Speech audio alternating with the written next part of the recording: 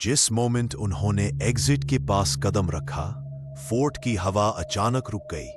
सब आवाज बंद और एक भयानक घड़घड़ती हुई आदमी की आवाज आई, यहां से कोई नहीं जाता। कबीर की कैमरा लाइट बंद हो गई। अंधेरा, गहरा अंधेरा। फिर दो चमकते हुए आंखें बिल्कुल उनके सामने। सिंग्या, श्राप देने वाला तंत्री। उसका शरीर हवा में हिल रहा था, जैसे जंजीरों में लटक कर सदियों से सुलग रहा हो। सब चिल्लाए। मैं नैरेटर के तौर पर कहता हूं, उन चंद सेकंड्स में उनके अंदर से जान निकल गई थी। कबीर ने टॉर्च चालू की। एंटिटी उनके बिल्कुल पीछे आ रही थी। आरव ने इमरजेंसी लाइट जलाई। एंटिटी अब छत पे चढ़कर उनके ऊपर घूर रही थी। उसकी आंखें जलती हुई राख जैसी थी। आरव ने एक भारी आवाज सुना, पीछे मत मुड़ना, नहीं तो यहीं के हो जाओगे। आरव ने गलती की। वो मुड़ गया।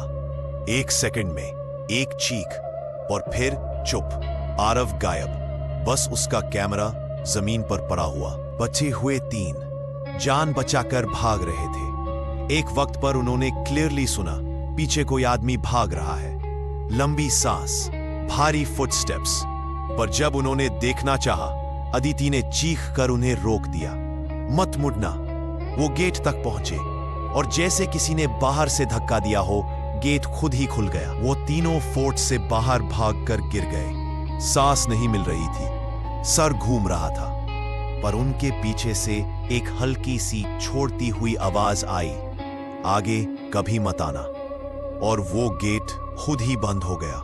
Next morning villagers gather. तीनों रो रहे थे, थके हुए थे और शॉक में थे। उन्होंने बताया, आरव वहां अंदर रह गया। विलेजर्स ने सिर्फ इतना कहा, बेटा अगर कोई एक बार अंदर रह जाए वो फिर नहीं आता। आज भी लोग कहते हैं कि रात के बाद फोर्ट के अंदर एक नया साया घूमता है। हाथ में कैमरा था, उसकी रोशनी कभी कभी चमकती है, कभी कभी एक आवाज रिकॉर्ड होती है, कौन, तुम, और आदमी की चीख, बिल्कुल आरव की। बांगर सिर्फ एक जगह नहीं, एक श्राप है। एक ऐसी कहानी जिसे लोग सुनते हैं पर फिर भी रिपीट होती रहती है। अगर कभी रात को आप बांगर जाओ और हवा में कोई विस्पर सुनाई दे, तो एक बात याद रखना, साए हमेशा पूछा करते हैं, कौन तुम, लेकिन जवाब देने वाला वहां कभी नहीं मिलता।